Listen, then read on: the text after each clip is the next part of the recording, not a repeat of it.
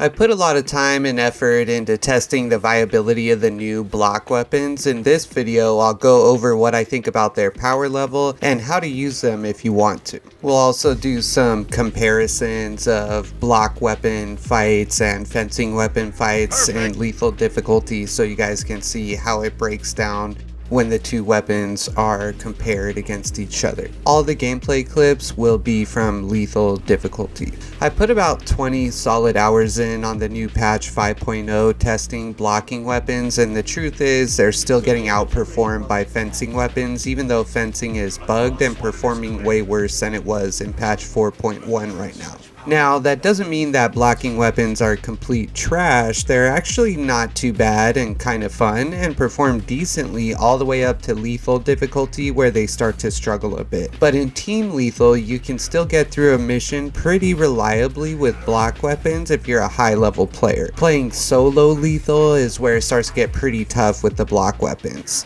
Block weapon stats. Block weapons offer a 20% damage increase across the board for all block weapons, and they also have the ability to do an AoE attack and gain 1 armor bar upon getting off 3 perfect blocks and then successfully striking an enemy. During my research on patch 5.0, I came across some additional stats for block weapons that were not listed or are unclear in the patch notes. First, gaining 1 stack or 2 stacks of adrenaline surge still grants a small damage bonus. 2, attacking with 1 stack or 2 stacks makes you lose the stacks completely, meaning if you want to get 1 armor back and get the AoE attack, you have to stand there and block 3 times and do not attack at all until you reach 3 stacks. This feels inconsistent with the idea that block weapons are supposed to be the fast-paced damage dealing type weapons because you have nothing to do but defend until you get 3 stacks. To make block weapons work, you need to not worry about getting the stacks at all and just treat it as a stat stick. In other words, you're choosing block weapons for the 20% damage increase, and usually they swing fastest of all the weapon types, which has many intangible benefits like getting to the stomp and the chainsword combo much faster. And when you do the spinny attack with the chainsword where you're like running and then you attack and then you kind of like spin forward, you actually do that move a lot faster with a block weapon because it has a faster swing speed, and you can actually use that move to travel forward faster than you would be able to run that distance. So if you get used to doing that move over and over, that's actually the fastest way to move in the game. So there's a little bit of movement tech for you. The other problem with block weapons is your survivability takes a big hit because even perfect block doesn't stop an enemy's attack, so you'll have to ride out their whole attack sequence before you can get back on the attack, where doing a parry would knock them out of their attack sequence in a lot of cases. Once again, I'm not saying block is horrible, and it's fine even in team lethal if you're, a pretty decent player, but I'm just saying it's not on the same power level as balanced or fencing. If you were already clearing team lethal with ease with fencing, playing with block will probably be a great new challenge and breathe some life into the game. But if you're just trying to find the best way to reliably clear missions, block is not the most optimal. Next, we're going to do some comparisons between block and fencing runs. I tried to grab footage where enemies I was fighting in each scenario were pretty similar, and after that we'll go over some block tips in case you do want to do some block weapon runs. Alright, in this clip we'll go over a scenario where I get attacked by a few double sword Tyranid warriors. So it starts off with this just one guy attacking me, and I've got the block chain sword.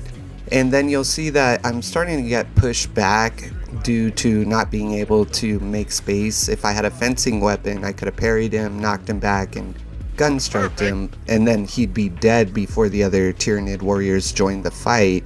But I'm continuing to get pushed back here, and then I'm just gonna try to block their attacks, and pretty soon here I'm gonna build up a triple block, which does end up doing quite a bit of damage, as you'll see here. So 1, 2, 3, and then I take a hit, unfortunately, and then as you can see there on my contested health, it didn't give me the full contested health for doing the AoE, so it's not going to give you a ton of contested back. And then we'll do kind of like a very similar encounter with the fencing weapon. So I'm starting off with just one Tyranid warrior, and see, I'm able to parry him and make space there. And then now I'm starting to get swarmed, and I did take that gun strike at a bad time, but see, the gun strike gives you a lot more contested health back and a lot more quickly, so it's a lot more forgiving than the block weapon. So I was able to kill one of them off there, and then I get another parry off, and then I've already got the second one down here. And mind you, you know, there's a few Minoris enemies here too, so and they're not really able to damage me because I can just parry them as they're attacking me. So I feel that, you know, with the block weapons, you have to be a lot more aware of your positioning, and it's a lot less forgiving. And then we'll do another fencing encounter here. So 2 double sword warriors, and then I parry him, and then gun strike, and then I have to interrupt his call for reinforcements. And then as you can see here, a lot of people have been saying like you now have to be facing in the direction of the parry, which as you can see in that clip, is just not true. It's still the same as it ever was. The parry is omnidirectional. So I take out that first Tyranid warrior, and then the second one is dead pretty quickly there. And now we'll do another block encounter. So I'm fighting these 2 Tyranid warriors here.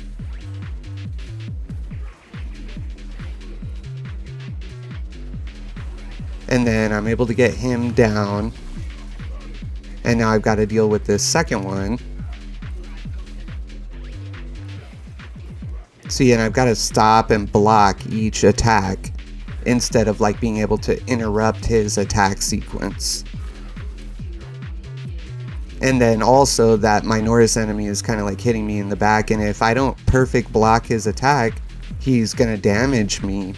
And then see, with the fencing weapon, I could have had those 2 warriors dead already by the time the whip warriors joined the fight, but now I'm dealing with these 5 guys here, and it just starts to get a lot more difficult.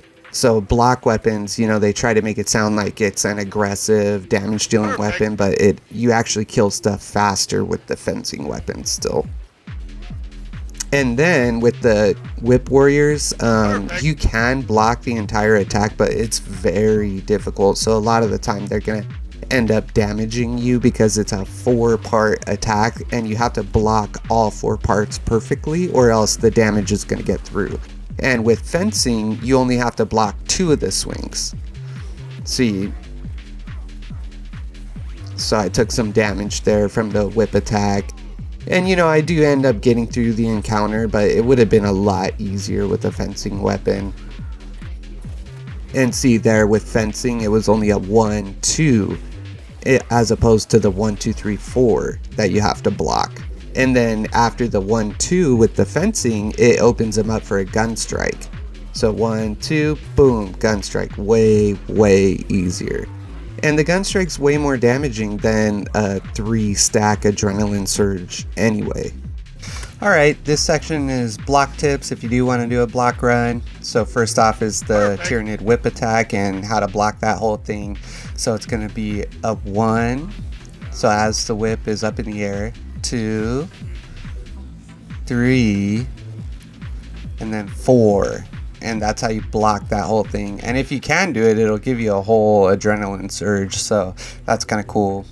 And then here I'm just showing that you can, if you block an attack, and see, watch here, I'll block, and then the Tyranid warrior attack just goes right through me. So there's like if you've already blocked an attack and you're still in that like block animation, you're invincible for a brief moment.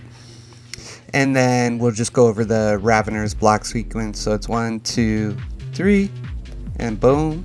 Then one more time in slow motion. 1, 2, 3. So there's a slight delay on the third one, but the first 2 are pretty close together. If you guys are like, meh, blocks just not for me, then check out my fencing weapon parry guide. I think it's really useful for the higher difficulties. It should be popping up on screen right about now. And leave me a comment and just let me know what you think about the new block weapons. Do you like them? Are they fun? Do you find them underpowered? What are you struggling with regarding block weapons? Just let me know your thoughts in general, and thanks for watching the video. And drop a like on it for me, guys. It really does help with the algorithm. Thanks.